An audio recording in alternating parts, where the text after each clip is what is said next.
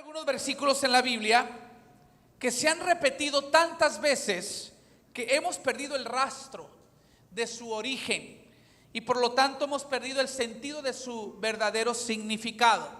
Y lo que estamos haciendo en esta serie es regresar a esos versículos y verlos ahora en contexto, con el fin de obtener una comprensión adecuada de lo que significa el versículo y cómo aplica a nuestras vidas.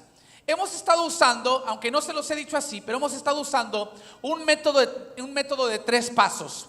Y se los quiero compartir el día de hoy para que ustedes de aquí en fuera, cuando lean la palabra, usen este método. Es la manera más adecuada de interpretar las escrituras. Son 3 pasos. Número 1, hay que entender el contexto. ¿Qué significa esto? Bueno, significa preguntarse quién escribió el versículo o el pasaje, a quién se lo escribió, cuál es el tema principal del pasaje. Hay que estudiar lo que dice antes y lo que dice después para no sacarlo fuera de contexto para formar un pretexto. ¿Está conmigo? El segundo paso es cruzar las referencias de una escritura con otra. Este es un método muy convencional en el estudio de la Biblia. La Biblia es un libro que realmente se compone de 66 libros escritos por más de 40 autores a través de más de 1500 años. Sin embargo, hay una divina unidad y continuidad a la Biblia que no se contradice. Es una de las evidencias de que realmente es la palabra inspirada por Dios.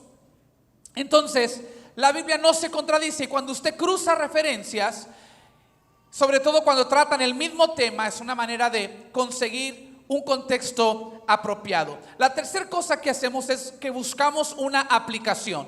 ¿Qué significa lo que leí para mí? ¿Cómo se aplica a mi vida? Porque la Biblia no es tanto un libro para ser estudiado como es una carta de Dios para ser vivida. No es nada más información, es transformación. ¿Qué es lo que yo tengo que hacer? El versículo de hoy es un versículo que muchos hemos usado directamente o indirectamente, o a veces quizás no lo decimos pero lo pensamos.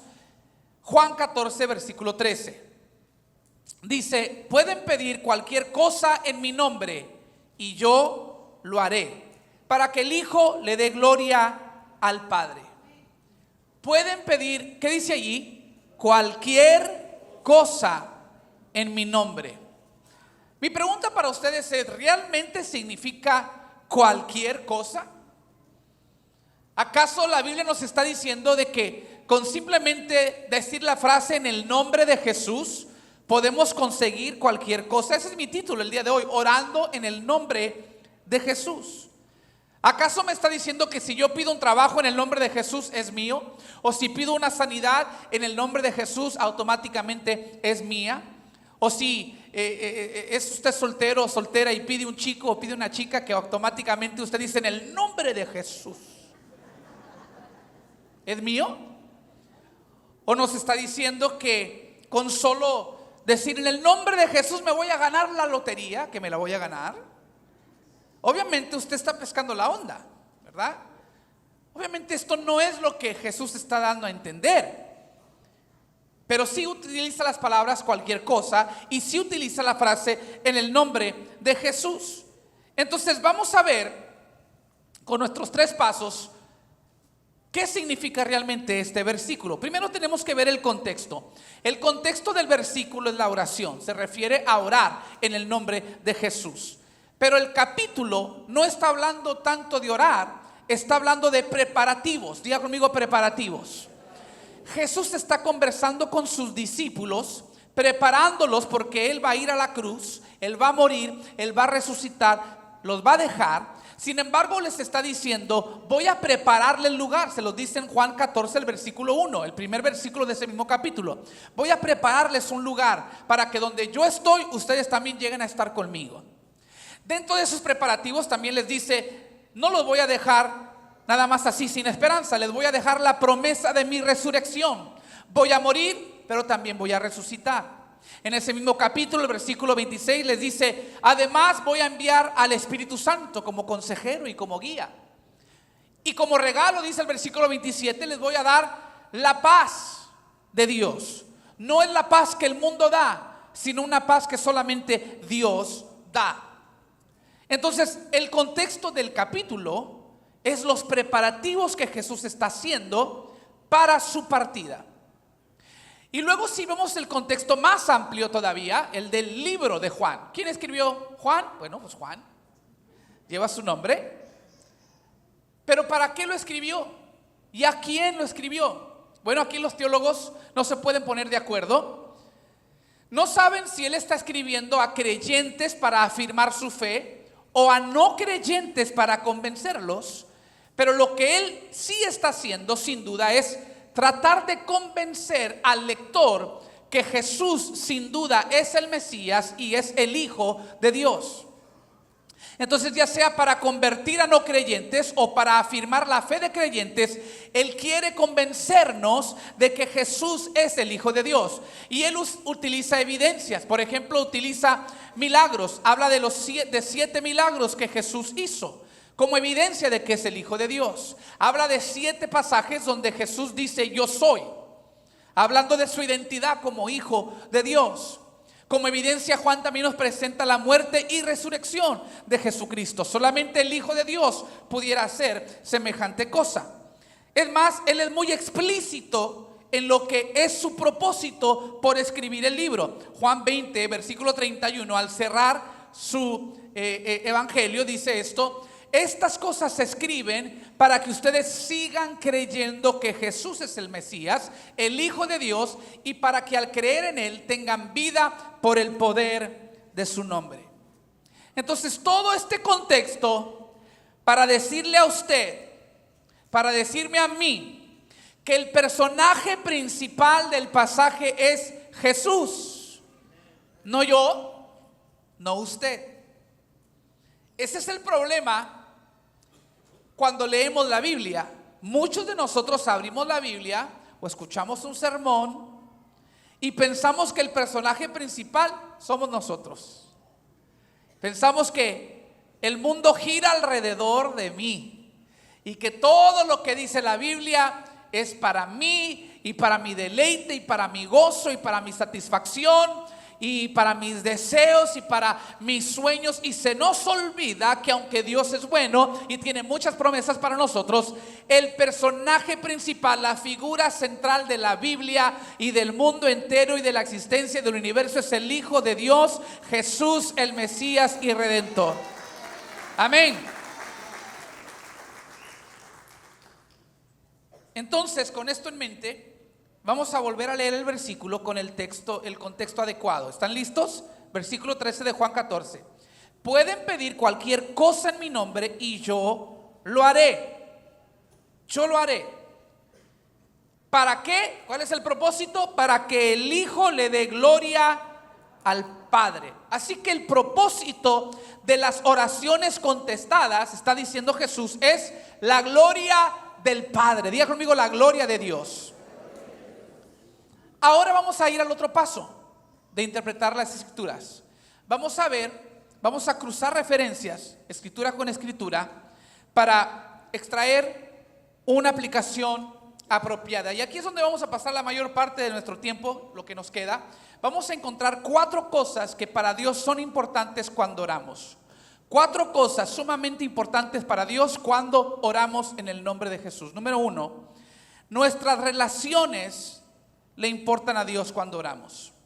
Nuestras relaciones. La primordial, nuestra relación con Dios. Nuestra relación con Dios. Cristo está hablando con sus discípulos específicamente. Entonces, si vamos a aplicar este versículo a nuestras vidas, todo lo que pidieres en el nombre de Jesús yo lo haré. Si lo vamos a aplicar a nosotros, tenemos que preguntarnos: ¿soy yo la calidad de discípulo como lo eran los que estaban ahí presentes cuando Jesús está hablando estas cosas?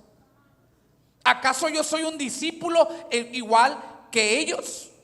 Porque ser discípulo de Jesús era entregar tu voluntad y cederla a la de Él.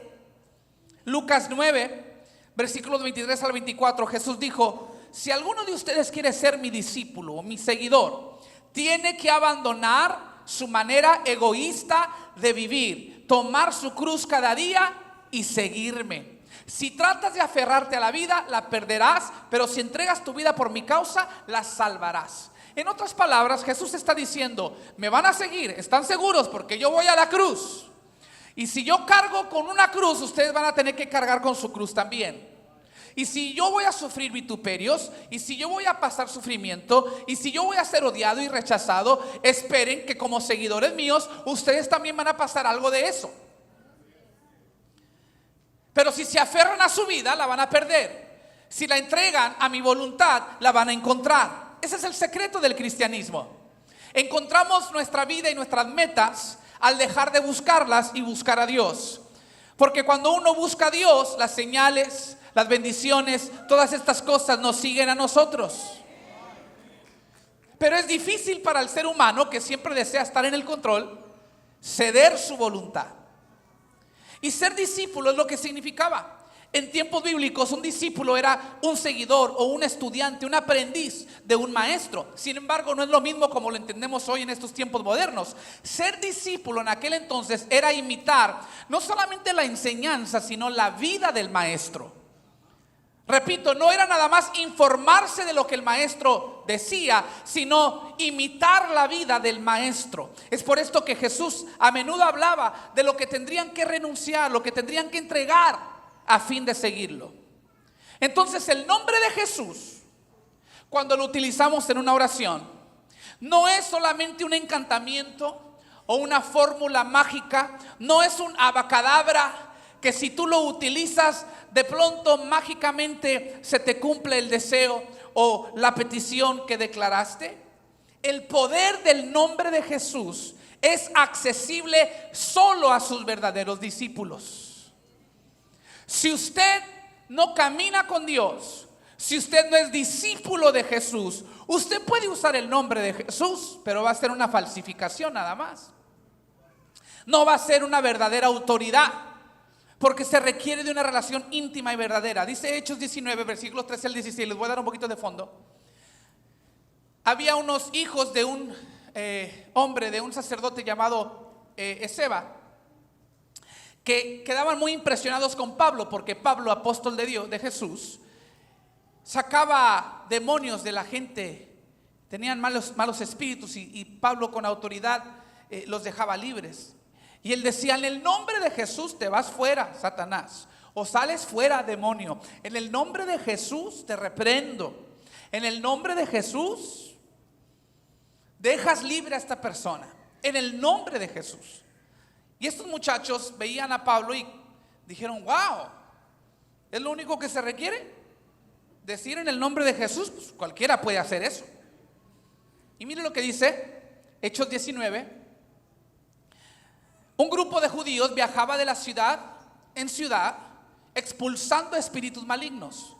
Trataban, me encanta esa frase, trataban de usar el nombre del Señor, el nombre de Jesús, en sus conjuros y decían, te ordeno en el nombre de Jesús. Pausa.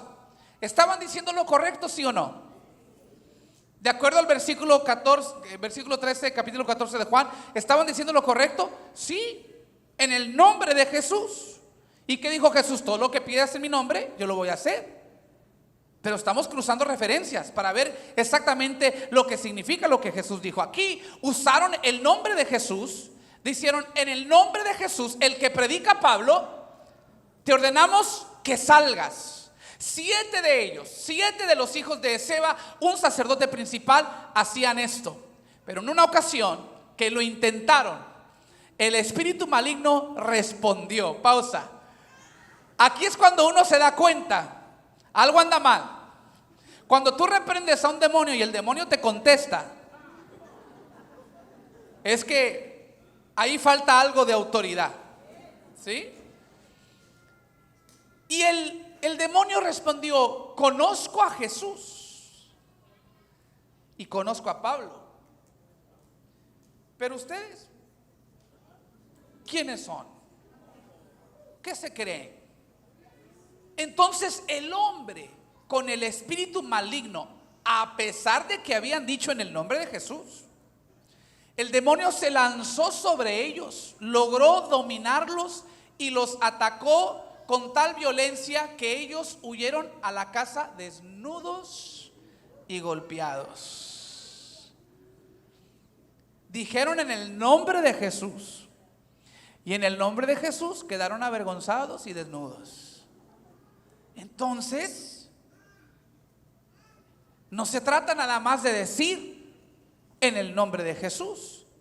Se trata de realmente llevar una vida que nos da acceso a esa autoridad de usar el nombre de Jesús. ¿Cuántos saben que sí hay poder en el nombre de Jesús? Claro que sí hay poder en el nombre de Jesús, pero hay poder en el nombre de Jesús en la vida de aquellos que son verdaderos discípulos de Jesús. ¿Cuántos están aquí? Así que en primer lugar, si vamos a aplicar este versículo a nuestras vidas, tenemos que preguntarnos, ¿soy un verdadero discípulo? De lo contrario, es una falsificación simplemente. Ahora, hablando de las relaciones que le importan a Dios, ¿qué creen ustedes que era la mayor comisión de Cristo para sus discípulos? Hablando de discípulos, el mandato era ser más discípulos. O sea, ser un discípulo de Jesús es aceptar un llamado a una vida donde otros vienen a ser la prioridad por encima de nosotros mismos aún. Es por esto que no es solo la relación con Dios que importa, sino la relación que llevamos con los demás. Cuando tú oras, a Dios le importa la relación que llevas con Él, pero también le importa la relación que llevas con los demás. El mayor mandamiento es amar a Dios con toda tu mente, corazón, fuerzas y alma, y amar a tu prójimo. O sea, hay una relación vertical y una relación horizontal. Una línea vertical y una horizontal forman una cruz. Cada vez que usted vea una cruz, acuérdese que ese es su deber como cristiano, amar a Dios y amar al prójimo. ¿Sí o no?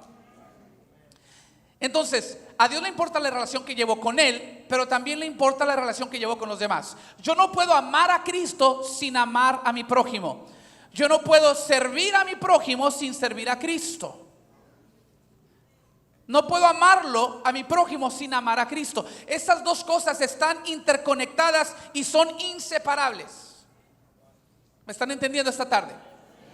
Entonces, mi relación con los demás también es importante. Por eso dice Marcos 11:25, por ejemplo, cuando estén orando, primero perdonen a todo aquel contra quien guardan rencor, para que su Padre que está en el cielo también les perdone a ustedes sus pecados. Aquí algunos ya entramos en problema, porque tú puedes orar en el nombre de Jesús, pero si le guardas rencor a tu hermano, si le guardas rencor a tu hermana, no puedes esperar que Dios obre a tu favor. Es como cuando los niños, los que tenemos niños pequeños, a veces quieren invitar amiguitos a la casa, pero entre ellos se pelean, ¿sí? Y a veces los papás que tenemos niños pequeños decimos, no, si no se pueden llevar entre ustedes mismos, menos voy a invitar a otros niños de la vecindad que vengan a jugar con ustedes. Y es lo que está diciendo Dios.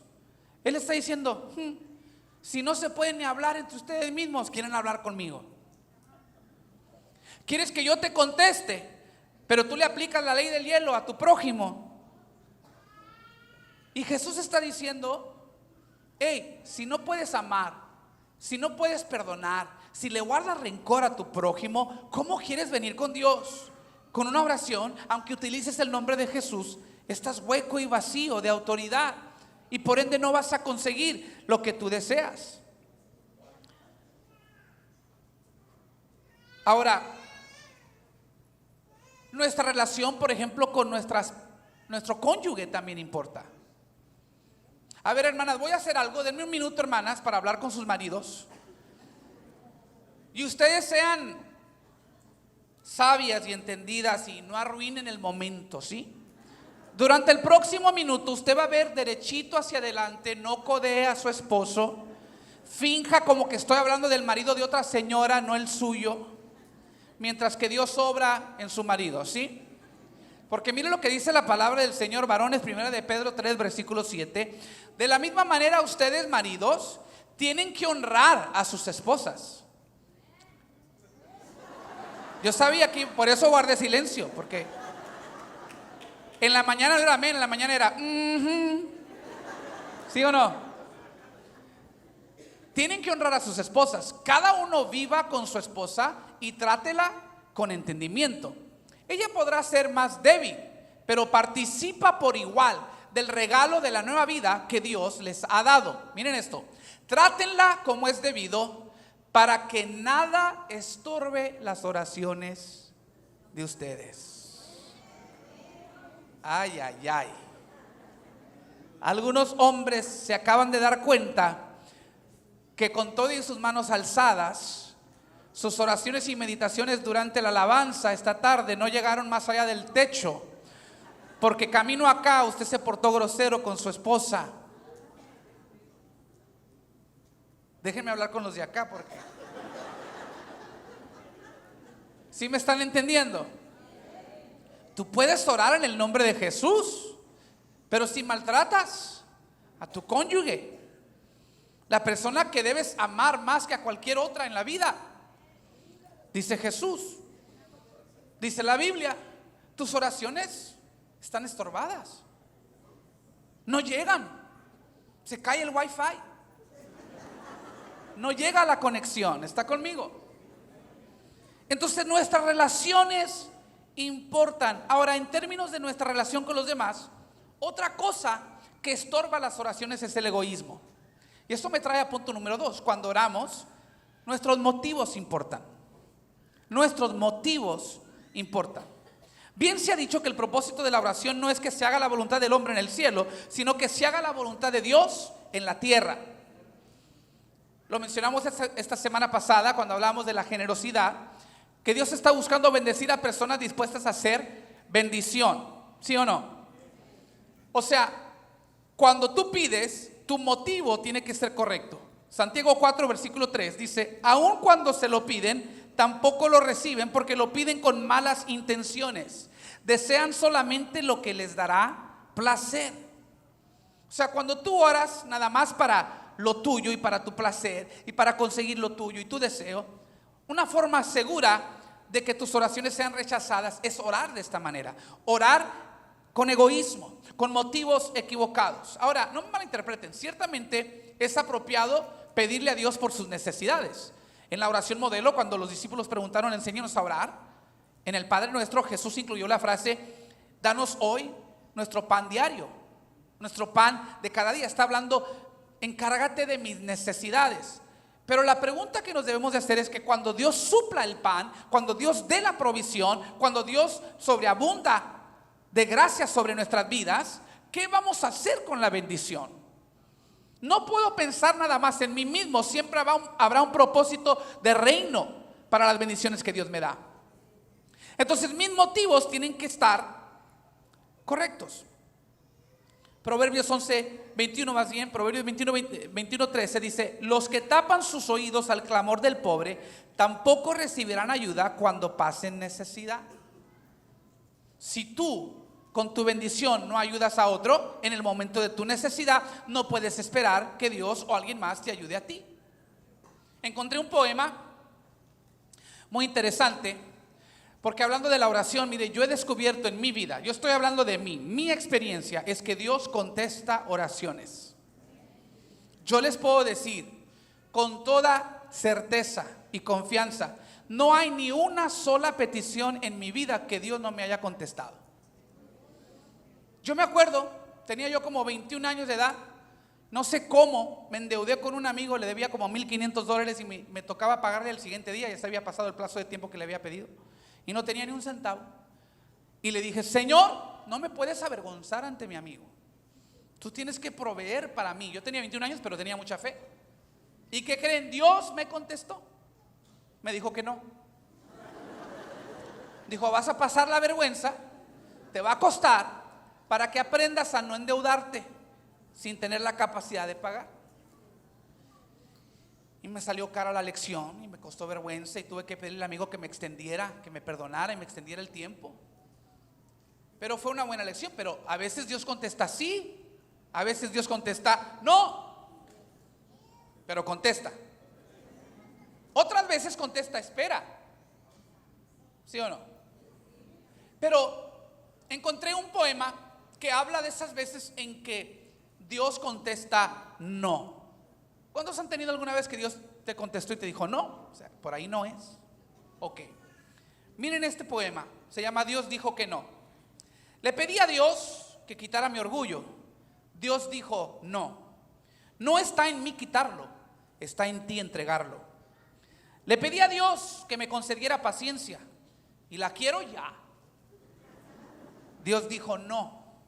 La paciencia es producto de las tribulaciones. No se concede, se aprende. Le pedí a Dios que me diera felicidad. Dios dijo no, te daré bendiciones. La felicidad depende de ti. Le pedí a Dios librarme del dolor. Dios dijo no, el sufrimiento te apartará de las preocupaciones del mundo y te atraerá más cerca a mí. Le pedí a Dios hacer crecer mi espíritu. Dios dijo no, tú debes crecer por tu cuenta, pero yo te voy a podar para que seas fructífero. Le pedí a Dios todas las cosas para disfrutar la vida. Dios dijo no, te daré vida para que disfrutes todas las cosas. Le pedí a Dios que me ayudara a amar a otros tanto como Él me ama a mí, y Dios dijo sí, finalmente estás entendiendo. En ese poema todas las peticiones eran para acá. Oración de oveja, bendíceme, guíame, ayúdame, sáname, ¿sí? Nos lo tomamos a veces muy literal, pero al final dice, no, permíteme amar al prójimo como tú me amas. Y Jesús dice, ahí es donde estás entendiendo ahora el propósito de la oración. Tus motivos importan. Número 3, nuestra fe importa. Cuando oramos es importante la calidad de nuestra fe. Mateo 6, el versículo 8 dice que cuando le pedimos nosotros a Dios, el Padre ya sabe exactamente lo que tú necesitas, incluso antes de que se lo pidas. Y usted me preguntará, entonces, ¿cuál es el punto de orar? Se lo voy a decir. El punto de la oración no es informar a Dios. Él ya sabe. El punto es ejercer la fe. Cuando tú te humillas y puedes confesarle a Dios tu necesidad, tu flaqueza, tu debilidad, es humillarte y abrirle paso para que Él obre. Pero Él ya sabe. Él ya sabe. Pero te está dando una oportunidad a través de la oración de ejercitar tu fe. Porque les tengo una noticia, Dios responde a la fe de sus hijos, no a su necesidad. Santiago 1, 6 al 7 dice, cuando se la pidan, asegúrense de que su fe sea solamente en Dios y no duden, porque una persona que duda tiene la lealtad dividida y es tan inestable como una ola del mar que el viento arrastra y empuja de un lado a otro. Mira lo que dice, esas personas no deberían esperar nada del Señor. Si tu fe no está anclada, si tu fe no está madura y maciza, no puedes esperar recibir de Dios nada. Nuestra fe importa. Lo he dicho antes, Dios responde no a tu necesidad. Dios no te siente lástima. Dios no dice, ay, qué grave la situación de mi hijo. No, eso no lo mueve a Dios. Lo que lo mueve es tu fe. Les voy a dar 2 ejemplos. ¿Recuerdan esa historia en el Nuevo Testamento, en los Evangelios, cuando Jesús está caminando y viene una mujer que había padecido de hemorragia, ¿sí? Por más de 12 años y había gastado todo lo que tenía en doctores y en tratamientos y nada le había funcionado, pero ella dijo, si tan solo pudiese yo tocar el borde del manto de Jesús, yo sé, ella tuvo fe, dijo, yo sé que seré sana. Y lo apretaba la multitud, todo el mundo lo estaba tocando a Jesús, porque era toda una celebridad. Pero cuando esta mujer vino y tocó solamente el borde del manto, Jesús se detuvo y volteó y dijo, ¿quién me ha tocado? Y los discípulos dijeron, Jesús, ¿traes elevada el azúcar o qué? ¿Qué te pasa? Digo, no dijeron así, esa es versión Charlie Martínez Interranchonal 2019, pero ellos dijeron, Jesús, ¿cómo puedes decir quién me ha tocado? Todo mundo te está tocando. Y él dijo, no, es que alguien me tocó con fe. Todos me están tocando, pero una me tocó con fe. y pude sentir que salió poder, salió virtud sanadora de mí y tomó dominio de la situación de esa persona. Y cuando la mujer levantó la mano y dijo: yo fui, miren lo que le contestó Jesús. Marcos 5:34 le dijo: hija, tu fe te ha sanado. No tu enfermedad, no la gravedad de tu situación, no tu oración, no mi virtud, fue tu fe la que te ha sanado. Porque Dios responde a la fe. ¿Recuerdan? Aquí está el segundo ejemplo. ¿Recuerdan cuando Jesús estaba crucificado? Estaba entre dos, ¿qué? Entre dos ladrones. Los dos se dedicaban a lo mismo. La circunstancia era la misma. Ladrones encontrados culpables los dos crucificados y los dos al lado de Jesús. Circunstancias idénticas, pero la fe de los dos era diferente. Dice la Biblia, Lucas 23:39, uno de ellos, colgado junto a Jesús, se burló. ¿Con qué eres el Mesías? Demuéstralo. Sálvate a ti mismo y a nosotros también. Pero el otro, dice el versículo 42, el otro dijo: Jesús, yo creo, acuérdate de mí cuando vengas en tu reino. Jesús respondió: te aseguro que hoy estarás conmigo en el paraíso. Escuche bien. ¿Sí ven la diferencia? Los dos colgados al lado de Jesús, los dos criminales, los dos ladrones, los dos con la oportunidad de depositar su fe en Jesús. Pero uno dudó, dijo: dudo que seas el Hijo de Dios. A ver, si lo eres, demuéstralo. Sálvate a ti mismo y a nosotros también. Y el otro dijo: a mí no me tienes que demostrar nada, yo creo. Y porque creo te pido, ten misericordia de mí y acuérdate de mí cuando vengas en tu reino. Jesús respondió a la necesidad, no, a la fe.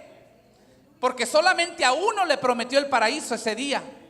Aunque los dos estaban en la misma circunstancia, solamente la fe de uno movió el corazón de Jesús. Estoy aquí para volverte a decir que Jesús no es movido por tu circunstancia, es movido por tu fe. Él no te va a sentir lástima por más grave, por más difícil que sea tu situación. Él lo que quiere ver es si acaso tienes fe. Y si tú oras con fe en el nombre de Jesús, pide lo que quieras y se te será dado. ¿Cuántos dicen amén? Número 4 y termino. También importa la voluntad de Dios. Cuando oramos, importa mucho la voluntad de Dios. La oración no es un mecanismo para doblarle el brazo a Dios y exigirle. Más bien la oración es más para nosotros. Sirve para alinearnos a nosotros a la voluntad de Dios. Por eso dice Primera de Juan, capítulo 5, el versículo 14, el mismo Juan que dijo: pide lo que quieras en el nombre de Jesús. Ahora nos dice: estamos seguros de que Él nos oye cada vez que oramos, cada vez que le pedimos algo. Pero cuando le pedimos algo que le agrada. Otra versión dice: cuando pides de acuerdo a su voluntad. Entonces Jesús, Dios, no tiene la obligación de contestarnos, aunque oremos en el nombre de Jesús, si nuestra oración no va alineada a su voluntad. Por lo tanto, si usted utiliza la frase en el nombre de Jesús, no importa que la utilice si Dios no lo está escuchando. Y Dios escucha a aquellos que oran conforme a su voluntad. Hubo un estudio interesante realizado por la Universidad de Vanderbilt. Examinaron la afiliación religiosa en relación a la salud mental. Y lo que hicieron es que tomaron a puros cristianos, creyentes. Encontraron que el creyente es menos susceptible a la depresión y a la ansiedad que una persona que no practica la fe. Pero también encontraron que entre cristianos, hay de cristianos a cristianos, y la demográfica más propensa que otros grupos religiosos a sufrir depresión son los pentecostales. Y esto me llamó la atención porque somos una iglesia no denominacional, pero su pastor es pentecostal. Yo creo en el poder del Espíritu Santo y yo creo que hay sanidad, Yo creo que hay liberación. Y yo le doy libertad al Espíritu Santo, y no se asuste si de pronto hablo en lenguas. Soy pentecostal. Pero, escuche bien, pero me alarmó escuchar que más que los demás, más que los bautistas, presbiterianos, luteranos, metodistas, católicos, apostólicos, más que cualquiera, los pentecostales somos los más propensos entre cristianos a sufrir depresión. Y empecé a leer y a indagar, dije, ¿por qué? ¿Por qué? Y empezaron a salir varias teorías. No se pueden poner de acuerdo en por qué, cuál es la razón, pero yo tengo mi teoría y meto la cuchara porque soy pentecostal, ¿sí? Yo tengo mi teoría. Mi teoría es esta: somos más susceptibles a la depresión que otros cristianos porque los pentecostales somos los que más creemos en milagros, pero también somos los que menos aceptamos la voluntad de Dios. O sea, a veces creemos tanto en el milagro que nos aferramos a que así tiene que ser, y Dios lo tiene que hacer porque yo creo, y Dios es un Dios de milagros. Entonces, ¿qué pasa cuando no sucede el milagro? Nos deprimimos, nos desanimamos, le damos entrada al enemigo porque nuestra fe fue golpeada, porque exigimos un milagro. Creemos tanto en los milagros que a veces los exigimos. Pero hay que tener mucho cuidado, porque cuando uno exige un milagro, nos parecemos a Satanás, que le dijo: te exijo que conviertas estas piedras en pan para creerte que eres el Hijo de Dios. Y ese no es el propósito de los milagros. El propósito de los milagros no es tentar a Dios. Entonces muchos nos aferramos al milagro que cuando no sucede nos desanimamos. Por eso el cristiano maduro debe siempre dejar un margen para la voluntad de Dios y decir, como dijo Sadrach, Mesach y Abednego: nos puedes echar al horno, oh rey, creemos en un Dios que nos librará de tu mano, pero aún si no nos librase, no nos vamos a postrar a esta estatua. Esa es una fe verdadera. Eso es orar con fe. Porque recuerde, nosotros no somos los personajes principales en la historia. Nosotros no podemos pedir lo que queramos y luego exigirle a Dios que lo haga. Eso nos haría Dios a nosotros, no a Él. Recuerda lo que dijimos en la introducción: el propósito de las oraciones contestadas, el propósito de los milagros es la gloria de Dios. Recuerdan que Jesús caminaba con los discípulos, encontraron a un ciego y preguntaron: Jesús, ¿por qué estás ciego? ¿Porque pecó él o porque pecaron sus padres? Jesús dijo: no, para que se manifieste la gloria de Dios en su vida. Entonces, si yo hago el milagro, no es ni para ustedes, es más, no es ni para él, es para la gloria de Dios. Es lo que está diciendo Jesús. Entonces tenemos que hacer otra pregunta. Si el objetivo del milagro y de la oración contestada es la gloria de Dios, ¿qué pasa cuando Dios quiere llevarse la gloria a través de la perseverancia? Esa es una manera de dar gloria a Dios también. Dijo el doctor y teólogo Stephen Brown en una declaración que no debe tomarse demasiado literalmente. Él dijo: cada vez que a un no cristiano le da cáncer, Dios permite que a un cristiano también le dé, para que el mundo vea la diferencia. Porque sufrimos diferente, lloramos diferente. Yo he estado en muchos funerales, he estado en funerales de familias que no conocen al Señor, y siempre el llanto de ellos es diferente al llanto de los creyentes, porque la Biblia dice que nosotros no lloramos como los que no tienen esperanza. Nosotros tenemos esperanza, lloramos porque nos da dolor, la separación humana duele, pero hay unos que lloran porque no tienen esperanza. Yo he visto a gente quererse tirar al pozo con el difunto porque han perdido toda la esperanza. Nosotros lloramos, pero no como ellos, porque tenemos una esperanza. De igual manera nosotros sufrimos, pero no como los del mundo. Nosotros sufrimos con gracia, y sufrimos con fe, y servimos con perseverancia, y sufrimos siendo ejemplo aún en medio de nuestro dolor. Yo se lo puedo testificar porque a nosotros nos llegó a la casa. Mi mamá enfermó de cáncer, y me atrevo a decir que cientos de miles de personas junto a nosotros se unieron para orar, creer en el milagro y pedirle a Dios la sanidad. Y oramos y oramos y le pedimos y le pedimos y le pedimos a Dios. Y 5 meses después de haberla visto deteriorar en su salud, ella fue a estar en la presencia del Señor. el Señor determinó, a pesar de nuestras oraciones, que era su voluntad recogerla. Ahora, fue un golpe a mi fe, pero he aprendido una cosa, que cuando oramos la voluntad de Dios importa, pero Dios siempre va a buscar cómo llevarse la gloria. Si Dios hubiese sanado a mi mamá, eso hubiera traído gloria al Señor, pero ¿sabe que al no sanarla también le trajo gloria al Señor? Me atrevo a decir que en su proceso de enfermedad, en su enfermedad y su muerte, mi mamá impactó a tantas vidas como las que impactó en toda su vida y trayecto ministerial.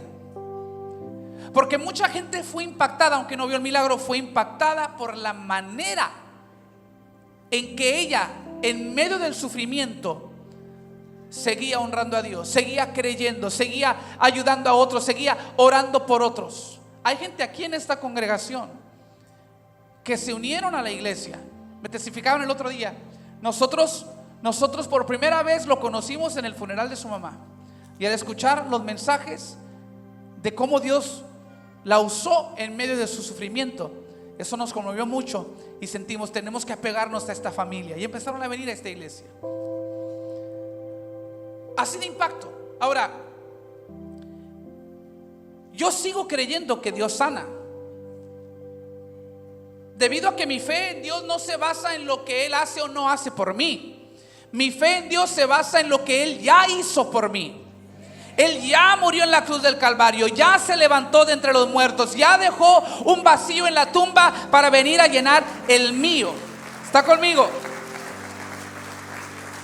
Pero sigo creyendo, sigo declarando que Dios sana, sigo orando en el nombre de Jesús, sigo viendo milagros en el nombre de Jesús. Pero también entiendo que hay ocasiones en que Dios hace su voluntad a pesar de mi oración, y que yo como cristiano maduro tengo que decir, aún si no va a flaquear mi fe. Aún si no haces este milagro, voy a seguir creyendo por el próximo. Nosotros perdimos a mi mamá, pero aquí han sanado muchos de cáncer. Aquí en esta iglesia han sanado muchos de cáncer. Y otros están en el proceso y están venciendo en el nombre de Jesús. Porque venga lo que venga y pase lo que pase, nuestra fe está cimentada y anclada y no será movida. Seguimos orando en el nombre de Jesús, seguimos creyendo en el nombre de Jesús, seguimos esperando milagros en el nombre de Jesús. Yo he venido a decirte que no importa lo que estés pasando, lo que estés enfrentando, hay poder en el nombre de Jesús. Y cuando tú te humillas y le concedes a Él tu vida en sus manos y dices, no se haga mi voluntad sino la tuya, eso activa la fe, eso activa un corazón que expresa confianza en el Señor. Y cuando usted ora en el nombre de Jesús, las cosas empiezan a suceder. Yo declaro que en el nombre de Jesús Él va a seguir peleando tus batallas. En el nombre de Jesús vas a seguir viendo victoria. En el nombre de Jesús vas a recibir liberación. En el nombre de Jesús vas a salir adelante, porque no caminas solo, Dios camina contigo. Y no vamos a terminar este sermón en una nota baja, vamos a terminar en una nota alta. ¿Por qué? Porque somos un pueblo más que vencedor por medio de aquel que nos amó. Póngase de pie conmigo y vamos a cantar que en el nombre de Jesús somos más que vencedores, que en el nombre de Jesús Él pelea nuestras batallas. Vamos con las manos así. Gracias por visitar nuestro canal de YouTube. Si algo en el mensaje ha instado tu corazón a recibir a Jesús, repite esta oración conmigo. Dile: Señor Jesús, te entrego mi vida y mi corazón. Me arrepiento de mis pecados y te pido perdón. De hoy en adelante me comprometo a servirte. Te confieso, mi Señor y Salvador. Por mi salvación te doy gracias. En tu nombre, Jesús, te lo pido. Amén. Si hiciste esa oración, bienvenido a la familia de Cristo. Y si te impactó este mensaje, no se te olvide suscribirte y oprimir el botón de notificación para seguir recibiendo todo nuestro contenido en video. También pasa la bendición a alguien, comparte este enlace con tus amigos y familiares. Nuevamente, gracias por sintonizarnos. Bendiciones.